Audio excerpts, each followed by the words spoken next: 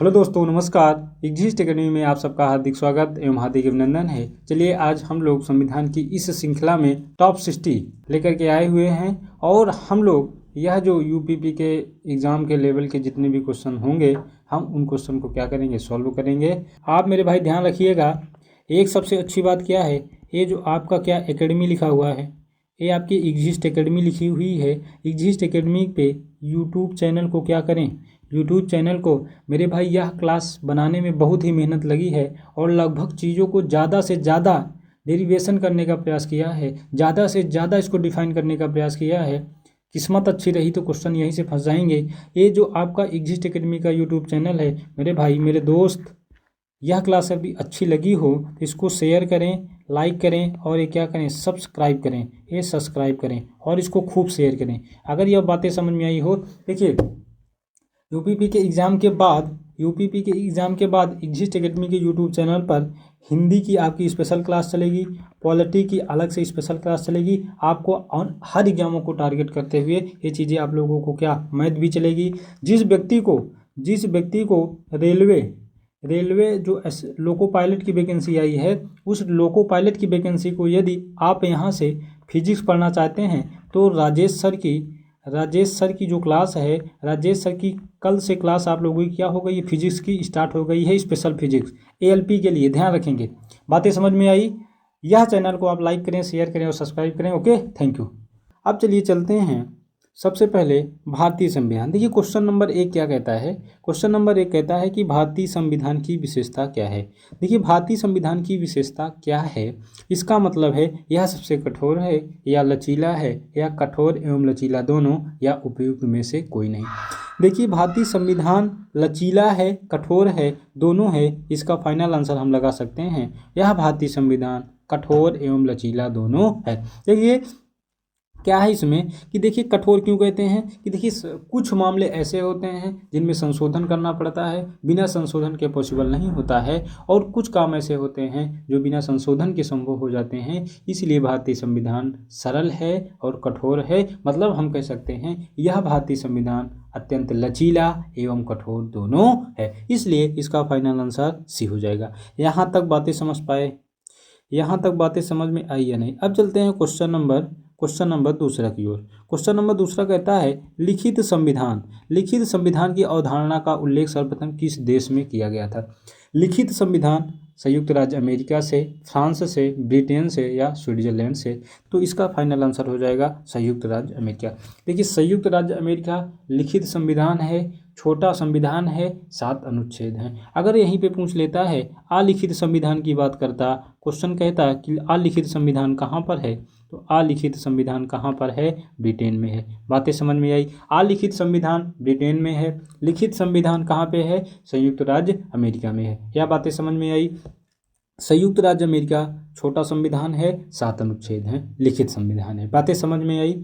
तो question number इसका हो जाएगा लिखित संविधान की अवधारणा का उल्लेख सर्वप्रथम कहाँ पे हुआ था, तो संयुक्त राज्य अमेरिका में हुआ था। बातें समझ में आई। क्वेश्चन नंबर 3 की ओर चलते हैं। कह रहा भारतीय संविधान के किस संशोधन को लघु संविधान कहा जाता है। बहुत ही इंपॉर्टेंट क्वेश्चन है, अक्सर एग्जामों में पूछे जाते हैं। तो यह जो 42वां संविधान संशोधन है, 42वें संविधान संशोधन 1976 में हुआ, और इस संविधान संशोधन के पश्चात बहुत सारे आपके संशोधन हुए। इसलिए इस संविधान संशोधन को मिनी कॉन्स्टिट्यूशन ऑफ इंडिया, लघु संविधान भारत का कहा जाता है। देखिए यह जो 42वां संविधान संशोधन था, इसके तहत आपका एक बहुत ही इंपॉर्टेंट चीज़ जोड़ा गया था। क्या, मूल कर्तव्य। एक क्या जोड़ा गया था, मौलिक कर्तव्य जोड़ा गया था। किस अनुच्छेद के तहत, 51 का के तहत। आगे सभी क्वेश्चन को हम लोग क्या करेंगे, सॉल्व करेंगे। तो भारतीय संविधान के किस संशोधन को लघु संविधान कहा गया, तो 42वां संविधान संशोधन 1976। देखिए यहाँ पे समझते हैं, यह जो 44वां संविधान संशोधन है, भाई, इस 44वें संविधान संशोधन में क्या हुआ था, इसको समझते हैं। 44वां संविधान संशोधन कब हुआ था, 1978 में, और इसके द्वारा यह जो संपत्ति का अधिकार है, संपत्ति के अधिकार को क्या कर दिया गया, संपत्ति के अधिकार को समाप्त कर दिया गया। संपत्ति के अधिकार को क्या कर दिया गया, समाप्त कर दिया गया। बातें समझ में आई। 42वां संविधान संशोधन 1976 में हुआ। क्या काम हुआ, लघु संविधान। इसे संशोधन को लघु संविधान के नाम से जानते हैं। 73वां संविधान संशोधन, 73वें संविधान संशोधन 1992 के द्वारा क्या किया गया, तो यह संविधान में पंचायत जोड़ा गया, यह पंचायत जोड़ा गया। इसके तहत कौन सी अनुसूची जोड़ी गई थी, 11वीं अनुसूची जोड़ी गई थी। बात को पूरा समझ लीजिएगा। यह भारतीय संविधान किस संशोधन को लघु संविधान कहा गया, तो 42वां संशोधन। 73वें के तहत 1992 में पंचायत जोड़ा गया, 11वीं अनुसूची। 44वां संविधान संशोधन 1978 के द्वारा संपत्ति के अधिकार को क्या किया गया, समाप्त किया गया। यहाँ तक बातें समझ में आई। क्वेश्चन नंबर 4 क्या कहता है, भारत में प्रजातंत्र इस तथ्य पर आधारित है, भारत में प्रजातंत्र इस तथ्य पर आधारित है, क्या संविधान लिखित है, मौलिक अधिकार प्रदान किए गए हैं, जनता को सरकार को चुनने तथा बदलने का अधिकार प्राप्त है, यहाँ राज्य के नीति निर्देशक तत्व हैं। इसका मतलब आप मेरे भाई समझिएगा, प्रजातंत्र का मतलब होता है, प्रजातंत्र का मतलब होता है कि जहाँ पे जनता सरकारों को चुनने के लिए तथा बदलने के लिए क्या हो, अधिकार प्राप्त हो, यही क्या होता है आपका प्रजातंत्र का क्या मुख्य तथ्य होता है। मतलब जनता को सरकार चुनने का और बदलने का क्या होना चाहिए, अधिकार होना चाहिए। यह प्रजातंत्र का क्या होता है, एक मुख्य गुण होता है। बातें समझ पाए। इसी तरीके से क्वेश्चन नंबर 5 की ओर चलते हैं। क्वेश्चन नंबर 5 क्या कहता है, कहता है कि संसदीय प्रणाली को सरकार रूप में किस नाम से जानते हैं। देखिए, यह जो संसदीय प्रणाली है इसे हम वेस्टमिंस्टर प्रणाली के नाम से भी जानते हैं, इसे मंत्रिमंडलीय सरकार भी कहते हैं और इसे उत्तरदायी सरकार भी कहते हैं। अर्थात इसका ऑप्शन क्या हो जाएगा, उपरोक्त तो सभी हो जाएगा। बातें समझ में आई। मतलब क्या है कि जो संसदीय प्रणाली है इस प्रणाली को हम वेस्टमिंस्टर प्रणाली, मंत्रिमंडलीय प्रणाली तथा उत्तरदायी सरकार भी कह सकते हैं। बातें समझ में आई। क्वेश्चन नंबर 6 की ओर चलते हैं। कहता है भारतीय न्यायपालिका, यह भारत की जो न्यायपालिका है की जो सर्वोच्चता है, सर्वोच्चता का सिद्धांत कहाँ से लिया गया। देखिए, न्यायपालिका की जो सर्वोच्चता है यह सिद्धांत आपका कहाँ से लिया गया था, अमेरिका के संविधान से लिया गया था। इसका फाइनल आंसर क्या हो जाएगा, ए हो जाएगा। बातें समझ में आई। क्वेश्चन नंबर 7 की ओर चलते हैं।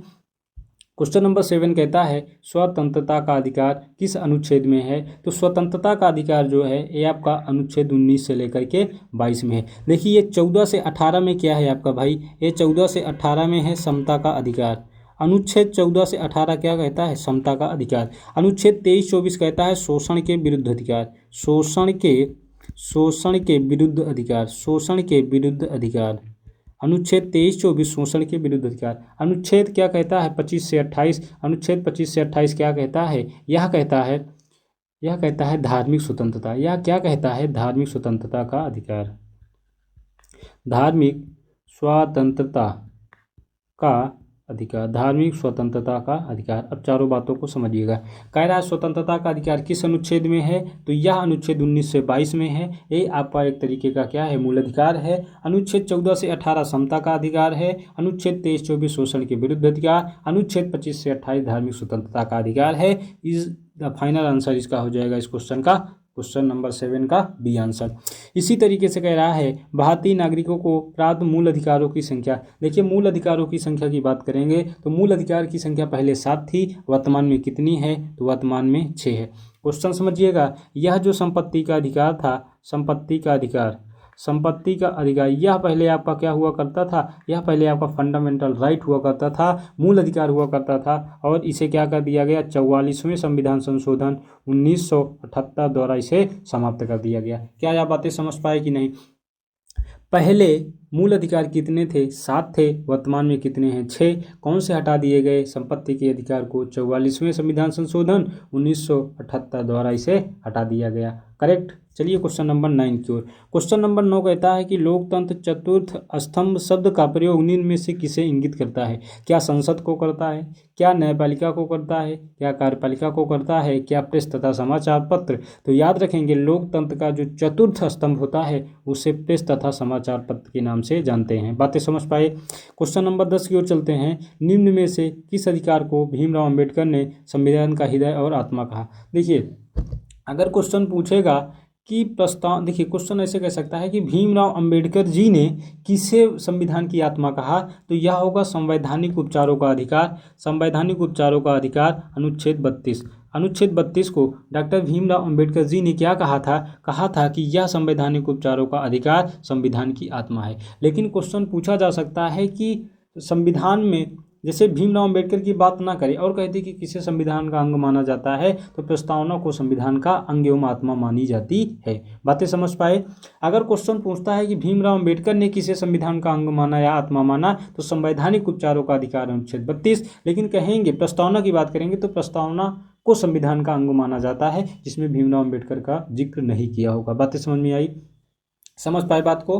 तो चलिए अब चलते हैं अगले क्वेश्चन की ओर। देखिए ये संपत्ति का अधिकार 44वें संविधान संशोधन 1978 द्वारा क्या कर दिया गया था, समाप्त कर दिया गया। यह जो धार्मिक स्वतंत्रता का अधिकार है यह अनुच्छेद 25 से लेकर के 28 तक में है, यह अनुच्छेद 25 से 28। और यह समता या समानता का जो अधिकार है यह मेरे भाई 14 से लेकर 18 तक में शामिल किया गया है। यहाँ तक बातें समझ में आई। इसका फाइनल आंसर हो जाएगा डी।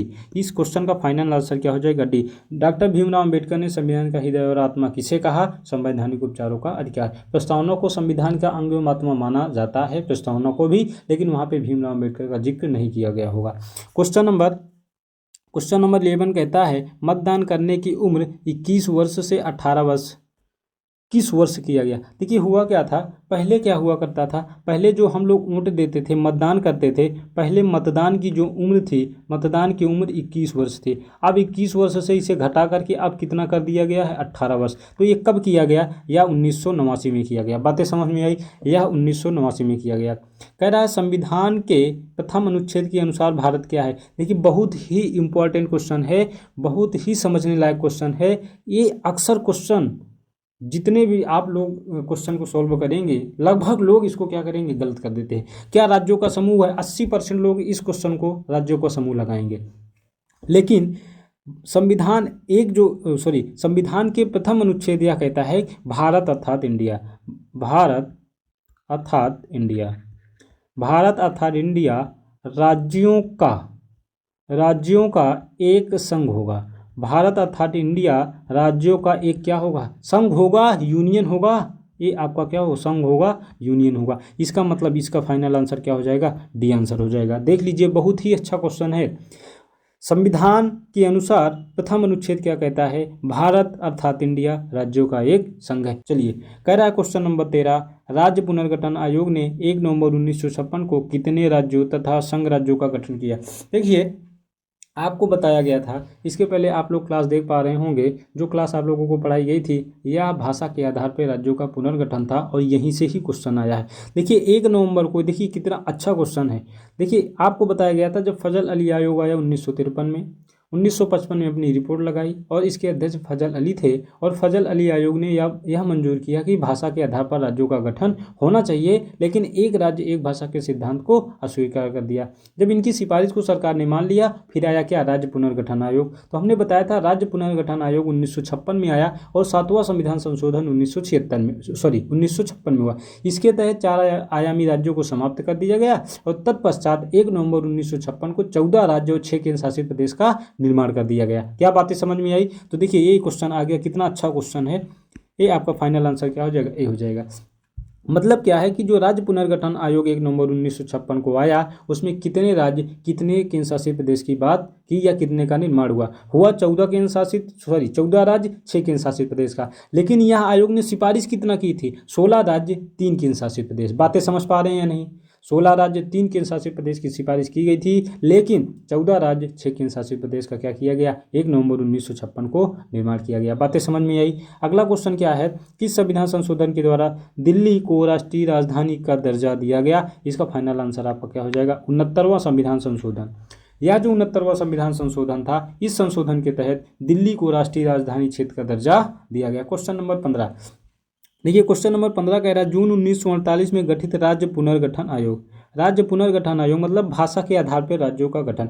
देखिए सबसे पहली बात आप समझिएगा 1948, ये आपका 1948। देखिए जून 1948 में क्या हुआ था, भाषा के आधार पर राज्यों के गठन के लिए एस.के. धर की अध्यक्षता में धर आयोग का गठन किया गया था। यह धर आयोग दिसंबर 1948 में क्या किए, अपनी रिपोर्ट लगा दिए। और अपनी रिपोर्ट लगाए तो इन्होंने कहा कि भाषा के आधार पर राज्यों का गठन नहीं हो सकता, भाषा के आधार पर राज्यों का गठन नहीं हो सकता। तो हो सकता है किस तरीके से, इन्होंने बताया प्रशासनिक सुविधा के आधार पर राज्यों का गठन हो सकता है। तो यहाँ पे क्वेश्चन पूछा है कि जो जून 1948 में गठित राज्य राज्य पुनर्गठन आयोग था उसके अध्यक्ष कौन थे? तो जून 1948 में जो आयोग गठन हुआ था धर आयोग था और उसके अध्यक्ष कौन थे? यश के धर थे। बातें समझ पा रहे हैं कि नहीं मेरे भाई? बातें समझ में आ रही हैं नहीं? जितने अभी तक जितने भी टॉपिक आप लोगों को कवर कराए हैं उसमें से आपके एक भी क्वेश्चन नहीं छूटेंगे, ये मेरी गारंटी है। अभी आप जब भाषा के आधार पर राज्यों का पुनर्गठन पढ़े होंगे तो देखिए 2 से 3 क्वेश्चन यहाँ पे आ गए और हूबहू ब्लैक बोर्ड से ही क्वेश्चन, वही क्वेश्चन जो पढ़ाएंगे हैं बार बार वही क्वेश्चन पूछे जा रहे हैं। बातें समझ में आई? देखिए एक क्वेश्चन और आ गया। देखिए कह रहा वर्ष 1956 में किस संविधान संशोधन के माध्यम से केंद्र शासित प्रदेशों के रूप में पुनर्गठन किया गया? देखिए आपको बताया गया अभी क्या, अभी आपको बताया कि राज्य पुनर्गठन आयोग 1956 तथा 7वां अमेंडमेंट कब हुआ था? 1956 में। और इसके तहत क्या किया गया? 4 आयामी जो राज्य थे, 4 आयामी राज्य ABCD की कैटेगरी को समाप्त कर दिया गया। और इसी के तहत 1 नवंबर 1956 को इसके पहले वाला क्वेश्चन क्या किया गया? 14 राज्य और 6 UT बना दिया गया नहीं? वही क्वेश्चन पूछ रहा है कि किस संशोधन के तहत यह काम हुआ था? तो यह 7वें संशोधन के तहत काम हुआ था। क्या बातें समझ पाए? बातें समझ में आई? क्वेश्चन नंबर 17 कह रहा है वर्तमान में कितने केंद्र शासित प्रदेश जहाँ पे विधानसभा स्थापित है? देखिए अभी तक क्या था, एक आपका था दिल्ली, एक आपका था क्या था? दिल्ली था। दिल्ली में क्या थी? विधानसभा थी। इसी तरीके से आपका क्या है? एक पुदुचेरी है या पांडिचेरी है, यहाँ पर भी विधानसभा है। अभी हाल ही में देखिए एक आपका हाल ही में नहीं कह सकते, ये कह सकते हैं कि 3 राज्यों में क्या है? विधानसभा का प्रावधान है। कहाँ पे है? दिल्ली में है, पुदुचेरी में है, जम्मू कश्मीर में है। तो वही क्वेश्चन पूछा है कि वर्तमान में कितने केंद्र शासित प्रदेश हैं जहाँ पे विधानसभा स्थापित है? तो विधानसभा स्थापित है तीन आपके क्या है? केंद्र शासित प्रदेशों में। देखिए यह जो विधानसभा होती है, विधानसभा के सदस्यों का कार्यकाल कितना होता है? 5 वर्ष होता है। बातें समझ में आ रही है? विधानसभा के सदस्यों का कार्यकाल कितने वर्ष होता है? 5 वर्ष होता है। ये कैसे चुने जाते हैं? तो प्रत्यक्ष चुने जाते हैं। यह जनता द्वारा प्रत्यक्ष चुने जाते हैं, यह जनता द्वारा प्रत्यक्ष रूप से चुने जाते हैं। यह किस प्रकार का सदन होता है? तो यह अस्थायी सदन होता है। यह अस्थायी सदन होता है। क्या यहाँ बातें समझ में आई? क्या मेरे भाई यह बातें समझ में आई?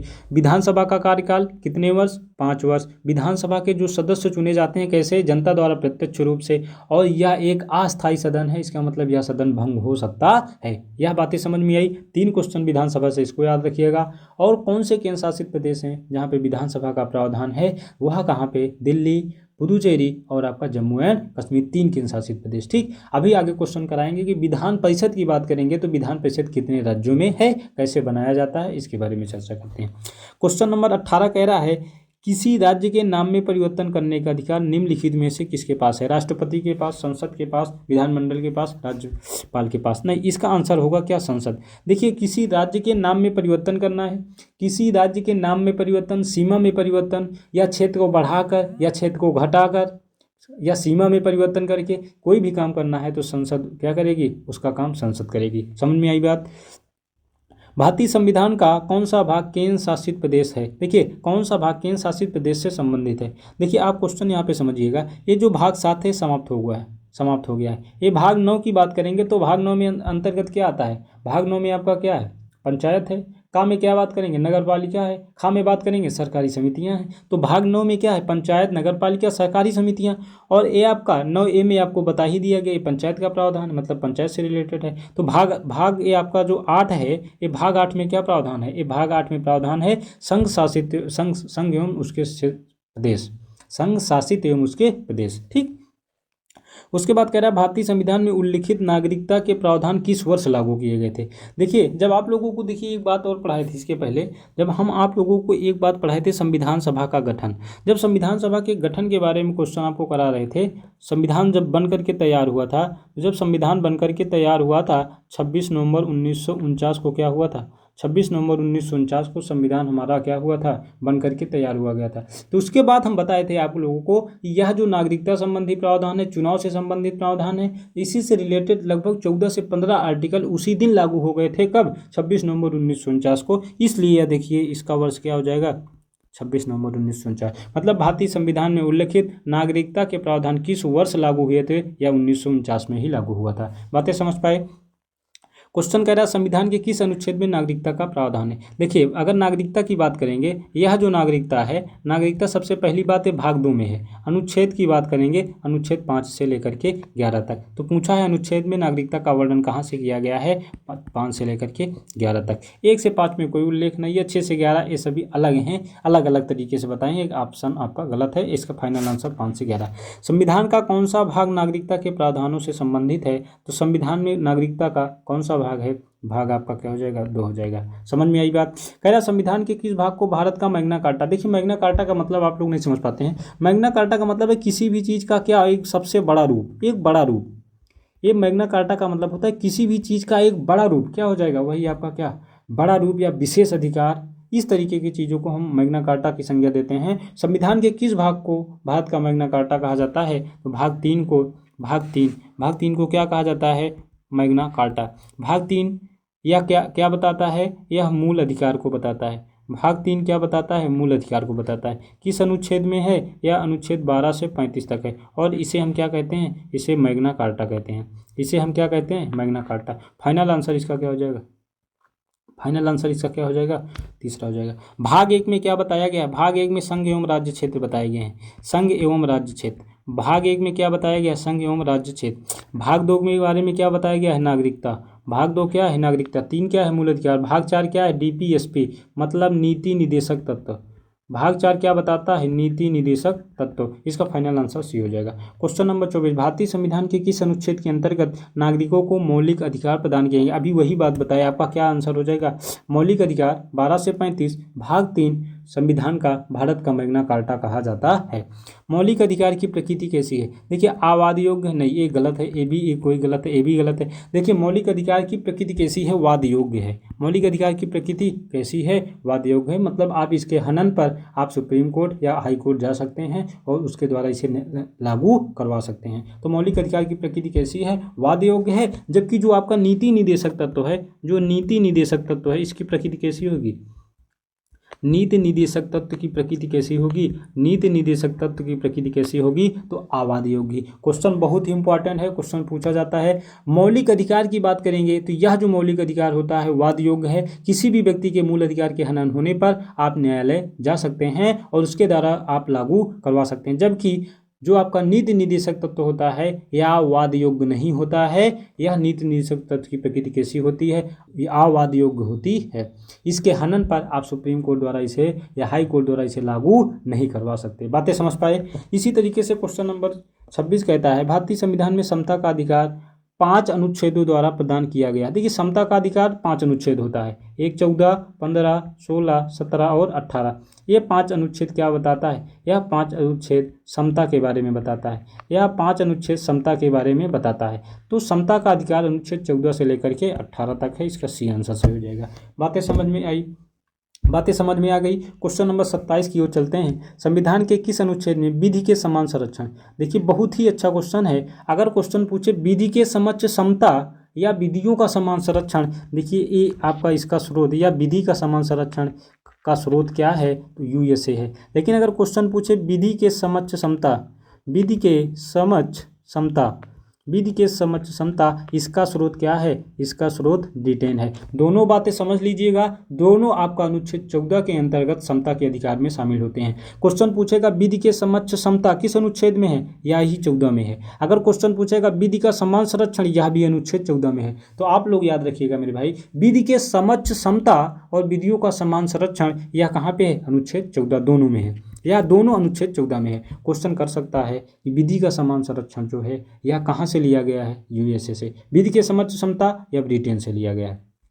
28 हाल ही में परिभाषित किया गया है निजता का अधिकार किस अनुच्छेद के अंतर्गत आता है। देखिए निजता का जो अधिकार होता है यह अनुच्छेद 21 के अंतर्गत आता है। यह अनुच्छेद 21 के अंतर्गत आता है। बातें समझ पा रहे हैं या नहीं, बातें समझ पा रहे हैं नहीं। देखिए अनुच्छेद 15 क्या कहता है, केवल लिंग, जाति, धर्म,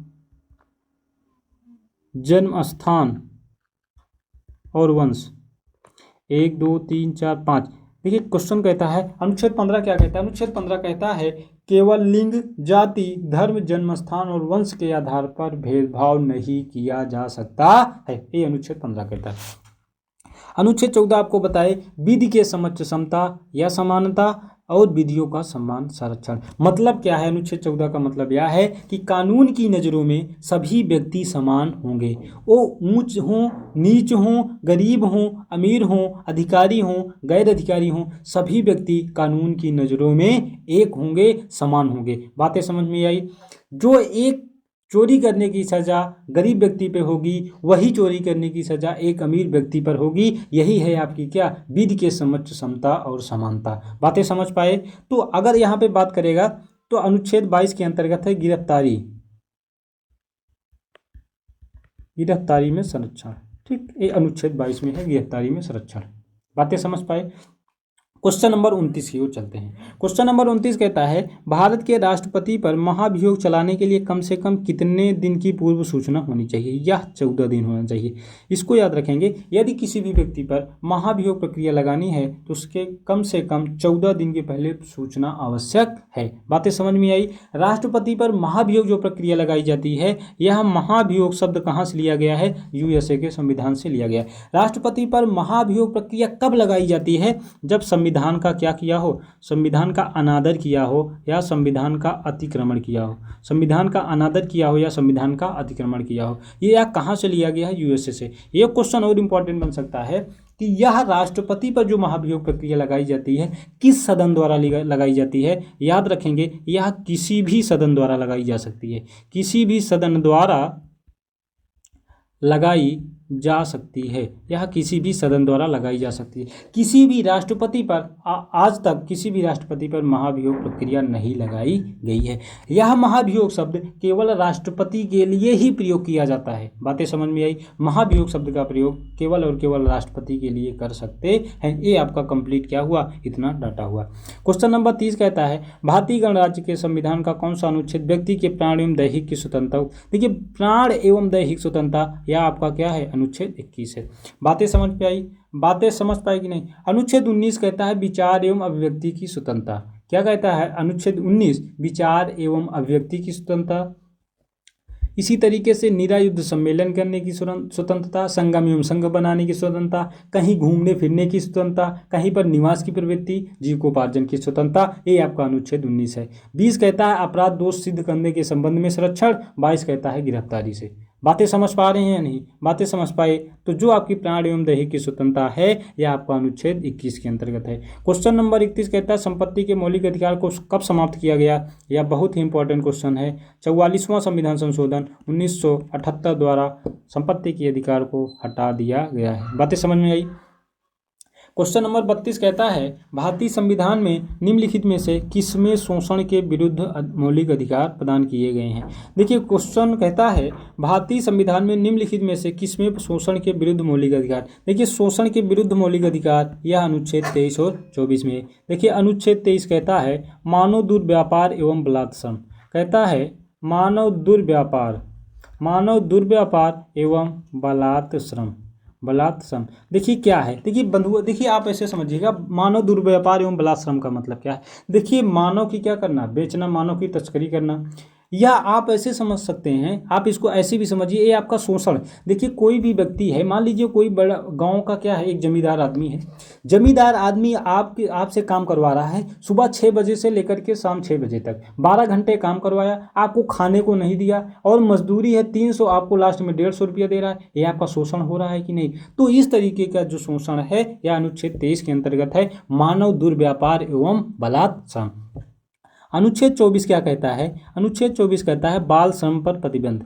बाल श्रम पर प्रतिबंध। देखिए, बाल श्रम पर प्रतिबंध का मतलब है 14 वर्ष से कम आयु के बच्चे को किसी भी खतरनाक कार्यों में नहीं लगाया जा सकता। जैसे चूड़ी बनाने में लगा दिया गया, माचिस बनाने में लगा दिया, गोला बारूद बनाने में लगा दिया गया। ये सब क्या है? खतरनाक काम है। इनमें 14 वर्ष से कम बच्चों को क्या एक तरीके से बाल श्रम पर क्या होना चाहिए? प्रतिबंध। यह अनुच्छेद 24 बताता है। क्वेश्चन नंबर 33 कहता है भारत के सर्वोच्च न्यायालय ने संविधान की मूल संरचना, बुनियादी ढांचा का प्रतिपादन निम्नलिखित में से किस मुकदमे में किया? कितना लाजवाब क्वेश्चन है, आप इसको समझिएगा। देखिए, केशवानंद भारतीवाद जब आ गया था आपका केरल राज्य, ये केशवानंद भारतीवाद बहुत अच्छा था। देखिए, इसी ने क्या किया? मूल ढांचे का सिद्धांत दिया।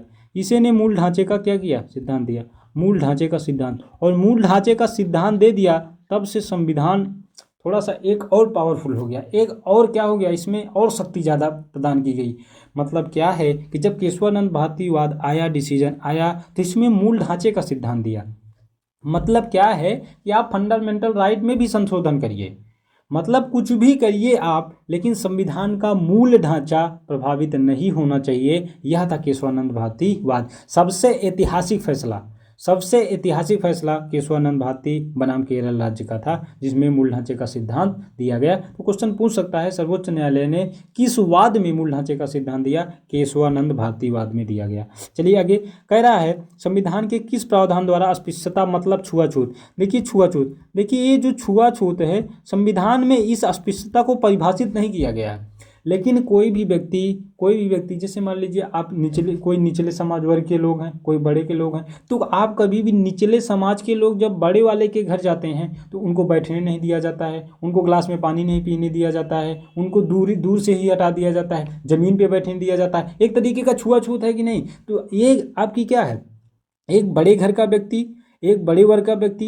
एक छोटे वर्ग का व्यक्ति, दोनों में असमानता है कि नहीं? दोनों में असमानता हो रही है। इसीलिए छुआछूत का क्या किया जाए, अंत किया जाए, ताकि इक्वलिटी, समानता बनी रहे। ये आपका क्या, अस्पृश्यता का अंत मतलब छुआछूत का अंत, यह आपका अनुच्छेद 17 के अंतर्गत बताया गया है। अनुच्छेद 17 इज द फाइनल आंसर इसका। क्वेश्चन समझ पा रहे हैं भाई? क्वेश्चन समझ पा रहे हैं? लगभग आपके 80% क्वेश्चन यहीं से, इस 60 क्वेश्चन में लगभग आपको 150 क्वेश्चन निकल जाएंगे। अब पूरा इसको आपको क्या कर दिया जाएगा, डिफाइन कर दिया जाएगा। अनुच्छेद 19 क्या कहता है? अनुच्छेद 19 कहता है विचार एवं अभिव्यक्ति की स्वतंत्रता। मतलब हमारा विचार है बोलने का, मेरी अभिव्यक्ति है मनपसंद कार्य करने का। देखिए, विचार एवं अभिव्यक्ति की स्वतंत्रता है। उसके बाद आपका क्या है, निरायुद्ध सम्मेलन कर सकते हैं, संगम एवं संघ मतलब पार्टी बना सकते हैं, संघ बना सकते हैं। इसके बाद आप क्या, देश में कहीं भी घूम सकते हैं। अंदर 19 की बात करेंगे तो देश के अंदर कहीं भी घूम सकते हैं, मतलब मध्य प्रदेश वाले उत्तर प्रदेश आ सकते हैं, उत्तर प्रदेश वाले बिहार जा सकते हैं। ये क्या है, देश में कहीं भी भ्रमण कर सकते हैं। हमारी इच्छा है कि मुझे बिहार अच्छा लग रहा है, हम बिहार में जाकर के क्या कर लेंगे, ज़मीन खरीद के रहने लगेंगे। ये भी स्वतंत्रता है आपकी। अब जब ज़मीन ले लिए तो जीविकोपार्जन के लिए हम कोई भी आप क्या कर सकते हैं, काम कर सकते हैं, कोई भी रोजी रोटी चला सकते हैं, जिससे हमारा जीविकोपार्जन चलता रहे। ये आपकी क्या है, अनुच्छेद 19 के अंतर्गत ये सारी क्या है, स्वतंत्रताएं हैं। तो अनुच्छेद 14 में क्या कहता है, विधि के समक्ष समता या समानता। अनुच्छेद 21 कहता है प्राण एवं दैहिक की स्वतंत्रता। बातें समझ में आई, प्राण एवं दैहिक की स्वतंत्रता। और अनुच्छेद 17 अस्पृश्यता मतलब छुआछूत का अंत। ये आपका फाइनल आंसर हो जाएगा। अब चलते हैं अगले क्वेश्चन की ओर। क्वेश्चन नंबर 35 कहता है भारतीय संविधान के किस अनुच्छेद में भाषण। देखिए आ गया, वही क्वेश्चन आ गया जो अभी हमने रिपीट किया, हमने जो आपको पढ़ाया वही क्वेश्चन आ गया। क्वेश्चन आ गया क्या, विचार एवं अभिव्यक्ति की स्वतंत्रता मतलब बोलने की स्वतंत्रता, अभिव्यक्ति की स्वतंत्रता कहाँ पे है? यह आपका अनुच्छेद 19 में है। कहाँ पे है? अनुच्छेद 19 में है। क्वेश्चन नंबर 36 की ओर चलते हैं। भारतीय संविधान के किस अनुच्छेद में राज्य के नीति निर्देशक तत्वों का उल्लेख किया गया है? देखिए, राज्य का जो नीति निर्देशक तत्व है डीपीएसपी, राज्य का जो नीति निर्देशक तत्व है डीपीएसपी। देखिए यह आपका भाग 4 है, यह भाग 4 है, और भाग 4 में अनुच्छेद 36 से 51 तक में शामिल है। क्या यहाँ तक बातें समझ में आई? 36 से लेकर 51 तक में शामिल है। चलिए क्वेश्चन नंबर 37 की ओर चलते हैं। क्वेश्चन नंबर 37 कहता है नीति निर्देशक सिद्धांत है। देखिए बहुत अच्छा क्वेश्चन है। नीति निर्देशक सिद्धांत हमेशा अवाद योग्य होता है, अवाद योग्य होता है। मतलब इसके हनन पर हम लोग सुप्रीम कोर्ट नहीं जा सकते हैं, या न्यायालय जाकर के इसे क्या नहीं कर सकते, इसे न्यायालय जाकर के हम लागू नहीं करवा सकते। जबकि ये जो मौलिक अधिकार होता है, यह जो मौलिक अधिकार है, यह मौलिक अधिकार वाद योग्य होता है, यह वाद योग्य होता है। बातें समझ पाए? तो नीति निर्देशक सिद्धांत क्या है, अवाद योग्य है। इसका आंसर 37 का 1। कार्य करने के अधिकार को, देखिए कार्य करने के अधिकार को राज्य के नीति निर्देशक तत्व में किस अनुच्छेद में रखा गया है? यह अनुच्छेद 41 में रखा गया है। इसके बाद अनुच्छेद 21 क्या कहता है, प्राण एवं दैहिक की स्वतंत्रता, प्राण एवं दैहिक स्वतंत्रता, प्राण एवं दैहिक स्वतंत्रता। और ये आपका अनुच्छेद 18 क्या कहता है? अनुच्छेद 18 कहता है, अनुच्छेद 18 यह कहता है उपाधियों का अंत, उपाधियों का अंत, उपाधियों का अंत। मतलब उपाधियों का अंत यह है कि शिक्षा और आपका सेना के क्षेत्र को छोड़ करके उपाधियों को समाप्त कर दिया गया है, उपाधियों को समाप्त कर दिया। अनुच्छेद 18 में यह कहा गया है कि उपाधियों का अंत, मतलब कि सेना और विद्या संबंधी या शिक्षा संबंधी क्षेत्र को छोड़ करके उपाधियों का अंत कर दिया गया है। मतलब कि जैसे कोई भी व्यक्ति को राय बहादुर बोलिए, महाराजा बोलिए, दीवान बोलिए, एक तरीके की क्या है, ये उपाधि है। अब ये उपाधि से जो निचले स्तर के लोग हैं और जो उपाधि प्राप्त करते वाले लोग हैं, ये दोनों लोग में असमानता बन जाती है, जबकि अनुच्छेद 18 समानता की बात करता है, इसलिए उपाधियों को समाप्त कर दिया गया। देखिए हुआ क्या था, कुछ विवाद ऐसा भी हुआ था कि कुछ लोग भारत रत्न को या पुरस्कार को उपाधि मानते थे, लेकिन सुप्रीम कोर्ट ने डिसीजन दिया कि भारत रत्न या पुरस्कार एक तरीके का सम्मान है, वो उनकी प्रतिभा के लिए दिया जाता है, यह उनकी उपाधि नहीं है। लेकिन कोई भी व्यक्ति यदि भारत रत्न पाया है, पुरस्कार पाया है, तो वह अपने नाम के आगे या पीछे उसका प्रयोग नहीं करेगा। यह है अनुच्छेद 18। चलिए क्वेश्चन नंबर 39, संविधान का कौन सा भाग राज्य के नीति निर्देशक सिद्धांतों से संबंधित है? तो यह आपका क्या हो जाएगा, भाग 4। भाग 3 में क्या है, भाग 3 में है आपका मूल अधिकार। भाग 3 में आपका क्या है, मूल अधिकार। भाग 1 में आपका क्या है, संघ एवं राज्य क्षेत्र, संघ एवं राज्य क्षेत्र। भाग 2 में क्या है आपका, नागरिकता। भाग 2 में आपका क्या है, नागरिकता। अनुच्छेद में कहाँ से कहाँ तक, 5 से 11। ये अनुच्छेद कहाँ से कहाँ तक, 1 से 4। भाग 3 में अनुच्छेद कहाँ से कहाँ तक, 12 से 35। भाग 4 में अनुच्छेद कहाँ से कहाँ तक, 36 से 51 तक। फाइनल आंसर इसका क्या हो जाएगा, बी हो जाएगा। क्वेश्चन नंबर 40, समान न्याय और निःशुल्क विधिक सहायता का प्रावधान संविधान के किस अनुच्छेद में मिलता है? या अनुच्छेद 39 का में मिलता है। अनुच्छेद 39 का में मिलता है। और इसमें अनुच्छेद 39 में क्या मिलता है, समान कार्य के लिए समान वेतन दिया जाए। इसमें क्या मिलता है अनुच्छेद में, समान कार्य के लिए समान वेतन। समान कार्य के लिए समान वेतन का मतलब है कि जो काम पुरुष आज 350 रुपया में कर रहा है, 350 रुपया की जो दिहाड़ी कर रहा है, वो 350 रुपया पा रहा है, वही काम कोई महिला कर रही है, तो उसको आप 300, 150, 200 नहीं दे सकते हैं। कार्य समान, तो समान कार्य के लिए समान वेतन, इसका मतलब स्त्री हैं, पुरुष हैं, महिला हैं, में समान कार्य के लिए समान वेतन दिया जाएगा। कोई भी व्यक्ति, देखिए इसका एक विवाद आपको बता रहे हैं। जैसे देखिए अभी प्राइमरी जो स्कूल है, प्राइमरी स्कूलों में शिक्षा मित्र हैं, तो वो शिक्षा मित्र जो हैं उनको 10,000 रुपया मिल रहा है, 10,000। वो शिक्षा मित्र टीचर क्या कर रहे हैं, वही पढ़ा रहे हैं, शिक्षा मित्र हैं, लेकिन 10,000 मिल रहा है। लेकिन जो परमानेंट टीचर हैं उनका वेतन कितना है, उनका वेतन लगभग 50,000 के आसपास है। काम तो समान हुआ, समान काम हुआ, लेकिन वेतन समान नहीं है ना। लेकिन कुछ इनकी योग्यता का मैटर है, इसलिए समान कार्य के लिए समान वेतन नहीं मिल पा रहा है। इसका मतलब यह है कि जो काम स्त्री या पुरुष कोई भी कर रहा है, तो समान कार्य के लिए समान वेतन दिया जाना चाहिए। बातें समझ में आई। क्वेश्चन नंबर 41, राज्य के नीति निर्देशक सिद्धांत को भारतीय संविधान में शामिल किया गया है। भारतीय संविधान में शामिल किया गया है। देखिए मतलब क्या है, कहता है राज्य का जो नीति निर्देशक सिद्धांत है, ये भारतीय संविधान में क्या बताता है, क्या जोड़ता है, तो यह सामाजिक एवं आर्थिक लोकतंत्र को स्थापित करता है। देखिए क्वेश्चन पूछा जा सकता है, देखिए एक सामाजिक है, एक आर्थिक है, तो सामाजिक और आर्थिक जो लोकतंत्र है उसको कौन बताता है, उसको आपको डीपीएसपी बताता है, नीति निर्देशक तत्व बताता है। जबकि जो राजनीतिक लोकतंत्र है, यह जो राजनीतिक लोकतंत्र है, यह आपको फंडामेंटल राइट बताता है, मतलब मूल अधिकार बताता है। मतलब क्या है, किसी भी व्यक्ति को तीनों चीज़ की ज़रूरत है, मतलब किसी भी चीज़ व्यक्ति को, मतलब भारत देश का जो संविधान है, तीनों चीज़ों की ज़रूरत है। उसे मूल अधिकार प्लस नीति निर्देशक तत्व दोनों को शामिल करना पड़ेगा। मतलब मूल अधिकार राजनीतिक लोकतंत्र को बताता है, लेकिन नीति निर्देशक तत्व सामाजिक एवं आर्थिक लोकतंत्र को बताता है। यह कंफर्म करिए इसको, यह चीज सही है। भारत में निम्नलिखित में से किस भाग में ग्राम पंचायत गठन संबंधी प्रावधान है? बहुत अच्छा क्वेश्चन है। अनुच्छेद 40। अनुच्छेद 40 में क्या बताया गया, ग्राम पंचायत का गठन। ग्राम पंचायत का गठन कितने स्तर पर, त्रिस्तरीय। कितने स्तर पर है, त्रिस्तरीय है। बातें समझ में आई। पंचायत यह जो पंचायत है भाग 9 में है, यह भाग 9 का में है। बातें समझ में आई। 243 से लेकर के 243 ओ तक में शामिल है। कौन सी अनुसूची में है? 11वीं अनुसूची में। 11वीं अनुसूची कब जोड़ी गई थी? तो 11वीं अनुसूची जोड़ी गई थी 73वां संविधान संशोधन 1992 द्वारा। यह था पंचायत की पूरी डिटेल। तो यह कह रहा है ग्राम पंचायत का जो गठन है यह किसमें है? मूल अधिकार में है, मूल कर्तव्य में है, डीपीएसपी मतलब नीति निर्देशक तत्व में है। तो यह मेरे भाई राज्य के नीति निर्देशक तत्व में है। इसका फाइनल आंसर सी हो जाएगा। बातें समझ में आई? संविधान में मौलिक कर्तव्यों को किस वर्ष सम्मिलित किया गया? मौलिक कर्तव्य बहुत ही अच्छा क्वेश्चन है, पूरी डिटेल समझ लेते हैं। जब आपका 1976, देखिए इसका फाइनल आंसर हो जाएगा ए। देखिए जब 42वां संविधान संशोधन हुआ, 42वां संविधान संशोधन कब हुआ? 1976 में। जब 1976 में यह संशोधन हुआ तो इसके तहत एक आपका अनुच्छेद 51 का और भाग 4 का जोड़ा गया। तो 51 का और भाग 4 का में क्या जोड़ा गया? मूल कर्तव्य या मौलिक कर्तव्य जोड़ा गया। मौलिक कर्तव्य जोड़ा गया। मौलिक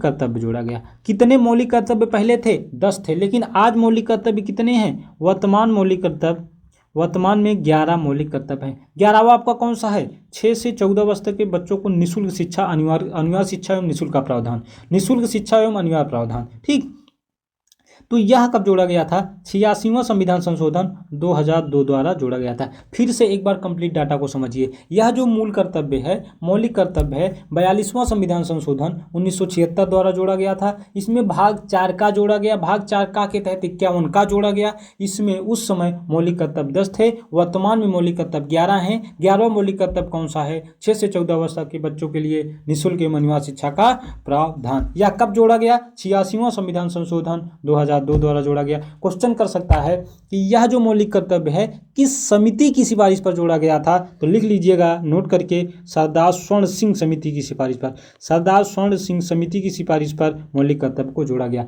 कोई डाउट है? मौलिक कर्तव्य पूरा कंप्लीट हुआ। ए आपका हो जाएगा final answer A. Question number 44 कहता है निम्नलिखित में से किसकी संस्तुति पर भारतीय संविधान में मौलिक कर्तव्य जोड़ा गया? बता दिया गया, सरदार स्वर्ण सिंह समिति की सिफारिश पर। क्वेश्चन नंबर 45 कहता है भारतीय संविधान में कितने मौलिक कर्तव्य हैं? देखिए अगर कहता देखिए शुरुआत में मौलिक कर्तव्य की संख्या कितनी थी? 10। वर्तमान में मौलिक कर्तव्य कितने हैं? वर्तमान में मौलिक कर्तव्य कितने हैं? 11। 11वां मौलिक कर्तव्य कौन सा है? 6 से 14 वर्ष तक के बच्चों को निःशुल्क एवं अनिवार्य शिक्षा का प्रावधान।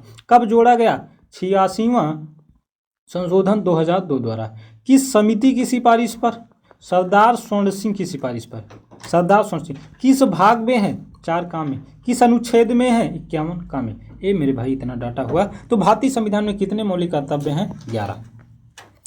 भारतीय संविधान के किस अनुच्छेद के रूप में 42वां संविधान संशोधन विधेयक मूल कर्तव्यों में शामिल किया गया? 51 का में। ठीक, जो 42वां संविधान संशोधन 1976 हुआ था उसके तहत 51 का जोड़ा गया था। भारतीय संविधान के मौलिक कर्तव्यों का विचार कहाँ से लिया गया है? अच्छा क्वेश्चन है। मूल कर्तव्य कहाँ से लिया गया है? यह लिया गया है रूस से। पूर्व सोवियत संघ रूस के संविधान से लिया गया है। निम्नलिखित में से कौन भारत के राष्ट्रपति हेतु निर्वाचक मंडल में शामिल नहीं हैं? इसका मतलब लोकसभा के निर्वाचित सदस्य, ध्यान रखेंगे यह क्वेश्चन बहुत इंपॉर्टेंट है। लोकसभा के निर्वाचित सदस्य, इसी तरीके से राज्यसभा के निर्वाचित सदस्य मतलब 12 सदस्य जिनका मनोनयन कौन करता है? भारत का राष्ट्रपति, वो शामिल नहीं होते हैं। याद रहेगा, निर्वाचित सदस्य का मतलब लोकसभा के निर्वाचित सदस्य, राज्यसभा के निर्वाचित सदस्य, राज्यों की जो विधानसभा है के निर्वाचित सदस्य, राज्यों की विधानसभा प्लस दिल्ली एवं जो पांडिचेरी है पुदुचेरी के विधानसभा के सदस्य, विधानसभा के निर्वाचित सदस्य। बात समझ में आई? लोकसभा के निर्वाचित सदस्य, राज्यसभा के निर्वाचित सदस्य, राज्यसभा के वे सदस्य जिनका मनोनयन भारत का राष्ट्रपति करता है, उनके वोट में भाग नहीं लेते हैं। इसका मतलब ये 12 सदस्य राष्ट्रपति के निर्वाचन में भाग नहीं लेंगे। राज्यों की विधानसभा के निर्वाचित सदस्य और दिल्ली और पांडिचेरी पुदुचेरी के विधानसभा के निर्वाचित सदस्य शामिल होते हैं। नोट करके समझिएगा कि भारत के राष्ट्रपति के निर्वाचन में, निर्वाचक मंडल में विधान परिषद के सदस्य शामिल नहीं होते हैं। बहुत ही लाजवाब क्वेश्चन है, बहुत ही अच्छा क्वेश्चन है। जिसने इस क्वेश्चन को टाइप किया है समझ लीजिए बहुत ही अच्छा क्वेश्चन बनाया है, बहुत ही अच्छा question, important question. Question number 49, Bharat के राष्ट्रपति पर महाभियोग प्रक्रिया। महाभियोग प्रक्रिया के बारे में पूरी डिटेल बताए। महाभियोग प्रक्रिया यूएसए के संविधान से ली गई है और यह जो महाभियोग प्रक्रिया है राष्ट्रपति पर किसी भी सदन द्वारा लगाई जाती है, किसी भी सदन द्वारा लगाया जा सकता है, किसी भी सदन द्वारा लगाया जा सकता है 14 दिन के पूर्व सूचना पर, 14 दिन के पूर्व सूचना पर, 14 दिन के पूर्व सूचना पर। बातें समझ में आई। राष्ट्रपति पर महाभियोग प्रक्रिया यूएसए से ली गई है। राष्ट्रपति पर किसी भी सदन से यह प्रक्रिया प्रारंभ की जाती है। महाभियोग प्रक्रिया किसी भी सदन से प्रारंभ की जाती है 14 दिन के पूर्व सूचना के पश्चात। यह होल प्रोसेस, यह जो प्रक्रिया है आधान्यायिक प्रक्रिया बोलते हैं। भारत के राष्ट्रपति को हटाने के लिए महाभियोग प्रक्रिया को आधान्यायिक प्रक्रिया बोला जाता है। राष्ट्रपति के उम्मीदवार के लिए आवश्यक नहीं है। देखिए पहली बात है, किसी भी व्यक्ति को, कोई XYZ कोई भी व्यक्ति होगा, अगर वह राजनीतिक पद पे कहीं पे भी जा रहा है तो भारत का नागरिक होना अनिवार्य है। तो पहली बात भारत का नागरिक हो। दूसरी बात यह है कि 35 वर्ष पूरा कर चुका हो, 35 वर्ष की आयु पूरा कर चुका हो और क्वेश्चन कह रहा है पढ़ा लिखा ना हो। देखिए ये जरूरी नहीं है कि पढ़ा लिखा ना हो, ठीक। भारत का नागरिक हो, 35 वर्ष की आयु पूरा कर चुका हो, लोकसभा सदस्य निर्वाचित होने की योग्यता रखता हो, लेकिन किसी भी सदन का सदस्य नहीं होना चाहिए और लाभ के पद पर नहीं होना चाहिए। इसका फाइनल आंसर भी हो जाएगा। भारत के संविधान निर्माताओं का मत किसमें प्रतिबिंबित होता है? बहुत अच्छा क्वेश्चन है। क्या मूल कर्तव्य में, क्या नीति निदेशक तत्व में, क्या मूल अधिकार में और क्या उद्देशिका में? बात बहुत बढ़िया है, क्वेश्चन बहुत बढ़िया है, इसको समझिएगा। भारत के संविधान निर्माताओं का मत, मतलब जब प्रस्तावना बना तो प्रस्तावना एक तरीके का क्या था? उद्देश्य प्रस्ताव था। पंडित जवाहरलाल नेहरू द्वारा संविधान सभा के समक्ष रखा गया था। एक उद्देश्य था कि मेरा संविधान इस तरीके का बनने जा रहा है, मेरा संविधान इस तरीके का बनने जा रहा है। यह प्रस्तावना को पढ़ करके हम गेस लगा सकते हैं कि आगे संविधान की प्रकृति क्या है। ये आपका संविधान के जो निर्माता थे उनकी बुद्धि और उनका विवेक था। इसलिए भारतीय संविधान के निर्माताओं का मत यह उद्देशिका में दर्शाता है। क्वेश्चन नंबर 52, भारतीय संविधान की प्रस्तावना की भाषा किस देश से लिया गया है? या प्रस्तावना की भाषा ऑस्ट्रेलिया से लिया गया है। लेकिन प्रस्तावना शब्द, ये जो प्रस्तावना शब्द है यह शब्द यूएसए से लिया गया है, या इसकी भाषा कहाँ से ली गई है? ऑस्ट्रेलिया से। कनाडा से क्या लिया गया है? संघ शब्द कनाडा से लिया गया है। अमेरिका से क्या लिया गया है? प्रस्तावना। राष्ट्रपति पर महाभियोग प्रक्रिया, उपराष्ट्रपति का पद, हाई कोर्ट सुप्रीम कोर्ट के जजों को हटाने की प्रक्रिया आदि। आयरलैंड से क्या लिया गया है? नीति निदेशक तत्व और राज्यसभा में 12 सदस्यों का मनोनयन। क्वेश्चन नंबर 53, निम्नलिखित में से कौन सा शब्द भारत के संविधान की उद्देशिका में नहीं है? बहुत ही अच्छा क्वेश्चन है। देखिए समाजवादी है भाई, समाजवादी है, संपूर्ण प्रभुत्व संपन्न भी है, पंथ निरपेक्ष भी है। इसका फाइनल आंसर क्या हो जाएगा? लोक कल्याण हो जाएगा। क्या हो जाएगा? लोक कल्याण हो जाएगा। अगले क्वेश्चन की ओर, भारतीय संविधान की प्रस्तावना में पंथ निरपेक्ष व समाजवादी शब्द जोड़े गए हैं। मतलब यह जो पंथ निरपेक्ष है और यह जो समाजवादी शब्द है कब जोड़ा गया था? तो ये मेरे भाई एक संशोधन 42वां आप लोग दिमाग में रख लीजिएगा, 1976 में हुआ था। इसके तहत 3 शब्द समाजवादी, पंथ निरपेक्ष और अखंडता, ये 3 शब्द जोड़े गए थे। 42वां संविधान संशोधन 1976 द्वारा 3 शब्द जोड़े गए, समाजवादी, पंथ निरपेक्ष। तो फाइनल आंसर इसका क्या हो जाएगा? 42। लेकिन बात को और समझते हैं। यह जो 52वां संविधान संशोधन है यह मेरे भाई हुआ था 1985 में, और इसके तहत अनुसूचित 10 जोड़ा गया था, जिसे हम लोग क्या कहते हैं? दल बदल। 44वां संशोधन 1978 में हुआ था। इसके तहत संपत्ति के अधिकार को क्या किया गया? हटा दिया गया। संपत्ति के अधिकार को क्या कर दिया गया? समाप्त कर दिया गया। 86वां संविधान संशोधन 2002 में हुआ। इसके तहत 11वां मौलिक कर्तव्य जोड़ा गया था। बातें समझ में आई। क्वेश्चन नंबर 55, अब तक भारत के संविधान की उद्देशिका में कितनी बार संशोधन किया जा चुका? केवल और केवल एक बार। केवल कितनी बार? एक बार। वो भी कब? वो भी 42वां संशोधन 1976 में क्या किया गया था? एक बार जोड़ा गया था, जिसका नाम या जिसमें क्या जोड़ा गया था? समाजवादी, पंथ निरपेक्ष और अखंडता। भारत में संसदीय प्रणाली का स्रोत। भारत में संसदीय प्रणाली के स्रोत क्या हैं? संसदीय प्रणाली का स्रोत क्या है? ब्रिटेन है। क्या है? ब्रिटेन है। इसी तरीके से आइए चलते हैं। रूस से क्या लिया गया था? रूस से लिया गया था मौलिक कर्तव्य। रूस से लिया गया था मौलिक कर्तव्य। ऑस्ट्रेलिया से क्या लिया गया था? ऑस्ट्रेलिया से लिया गया था सूची, मतलब समवर्ती सूची ऑस्ट्रेलिया, समवर्ती सूची ऑस्ट्रेलिया। और इसी से लिया गया था वाणिज्य एवं व्यापार, वाणिज्य एवं व्यापार लिया गया था ऑस्ट्रेलिया से। और यहाँ से क्या लिया गया था? संयुक्त बैठक, दोनों सदनों की संयुक्त बैठक भी ये ऑस्ट्रेलिया से ली गई थी।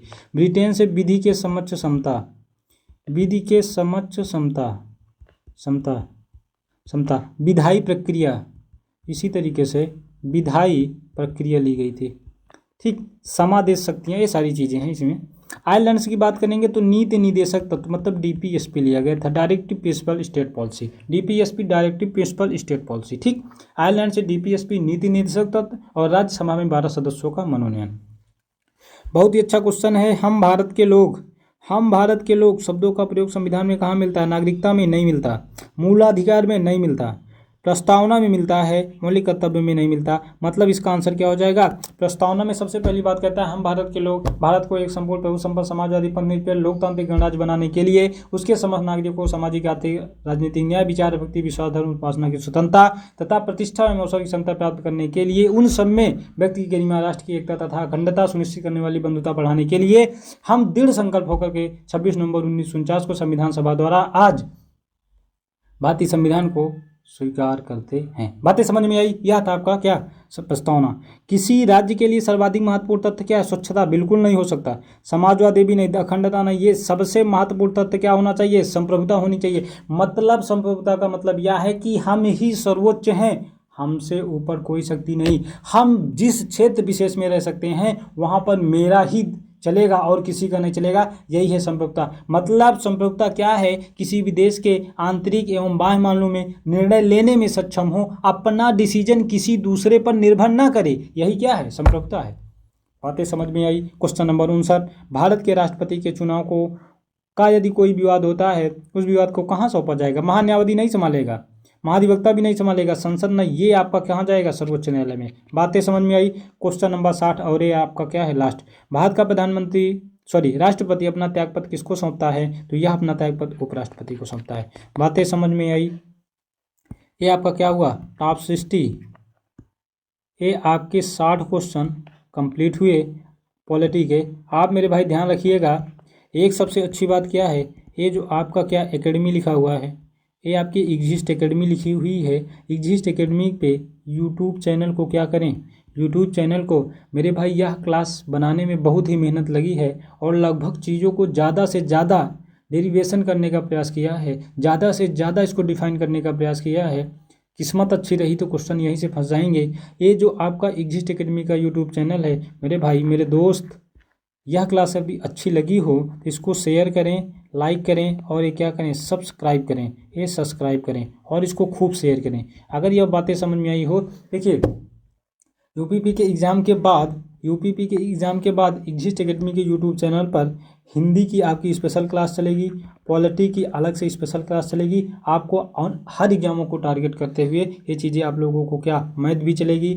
जिस व्यक्ति को रेलवे जो लोको पायलट की वैकेंसी आई है, उस लोको पायलट की वैकेंसी को यदि आप यहाँ से फिजिक्स पढ़ना चाहते हैं तो राजेश सर की जो क्लास है, राजेश सर की कल से क्लास आप लोगों की क्या हो गई? फिजिक्स की स्टार्ट हो गई है, स्पेशल फिजिक्स ALP के लिए। ध्यान रखेंगे।